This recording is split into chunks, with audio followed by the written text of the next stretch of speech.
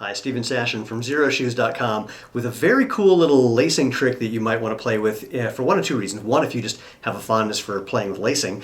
Two is if you, perchance, wear out the lace on the outside ankle hole of your shoe, this could be a solution for that. Now let me address that part first before we get to the fun part. If you are getting some abrasion here and wearing out that part of the lace, 99.9 times out of 100 it's a form-related issue. If you think about it, the physics on Xero shoes and huaraches in general is very simple. Abrasion causes problems. Friction causes abrasion, abrasion wears things out. And so the only way you could cause abrasion at that spot on your foot is if you're landing on it and creating extra horizontal force. So for many people that means you're heel striking and then pulling your foot across the ground. Now I've said that to a number of people where they assure me that they're not heel striking, but again, let's just do the math and look at the results. If you're putting force right here, that's right in front of your ankle, I mean it's right underneath your ankle bone, then the only way you could be doing that typically is well, if you land kind of flat-footed, you might be able to do it. Then it's that you're adding extra horizontal force, scraping your foot instead of placing it and lifting it. But often it's heel striking. And I've had a number of people who assure me they don't heel strike, and then we look at a video and sure enough they're landing right there and then pulling their foot across the ground. I'm not saying do it or don't do it, I'm just saying that's what's causing the issue. There are some people who will say heel striking is an evil, horrible thing, so you need to fix that. And so that's one thing you can do is pay attention to how you're putting that force there and learn to not do that.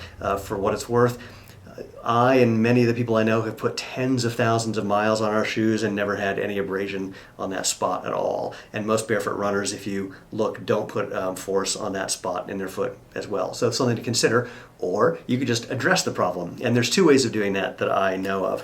One is take a little shoe goo. It's a flexible epoxy. We sell it on our website at XeroShoes.com, and just rub it on the lace, not the shoe itself, just on the lace in that spot. It adds a little extra protection. It's a flexible epoxy and just makes the lace a little stronger. Or this thing that I'm going to show you now that not only is a way of addressing that issue, but is a very cool, fun lacing thing. You'll see why in just a second. Here's how you do it. Start with about a 2-inch piece of I do it with our new lace. This is 100% polyester. It's really the best material to use for this. And what you want to do is kind of fray the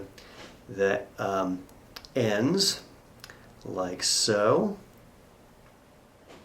Hold it there, see if you can see. Yeah, it always focuses on the wrong spot when I do that. So we've got the ends frayed, and then what I like to do is hold the ends, or hold that little piece of lace, fold it in half, and hold it in a pair of pliers, like this. Again, let's see if I can get it to focus. Now here we go, I can zoom in. I'll use the magic of my remote control zooming device. Get me out of the way.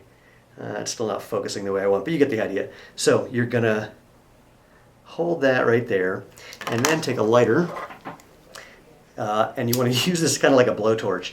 Just really heat this up, heat those frayed ends up. Be careful if things catch on fire. This is semi-dangerous, so you want to be careful. Do not touch this. This is really, really, really hot, hence the fire. But once you get it nice and melted, you're going to want to use another piece of metal. I'm going to use a pair of scissors. You can do this with a pliers or a screwdriver and press that flat. Okay, now take it out of there gently, and you can see what I've created, which is a little loop with a flat plastic piece on the top.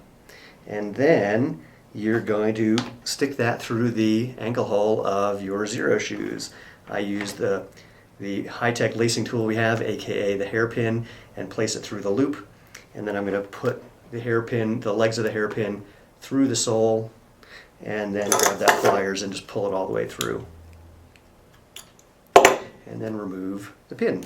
So now what you've got here, if I pull it through just correctly, here we go, is a plug on the bottom, a loop on the top, and you can just lace through there. That way you've got something that is more abrasion resistant on the bottom of your shoe and easy to replace if you need to replace that, and that should help. And also, obviously, if you take one of these and put one here and put one here, it's a faster way to lace things, so you might speed that up. Some people have experimented with using something like this for the toe hole as well, so you get this ultra fast way of lacing your Xero shoes. I'm going to save that for another video, but maybe you'll get the hint and play with that on your own. Feel the world and enjoy.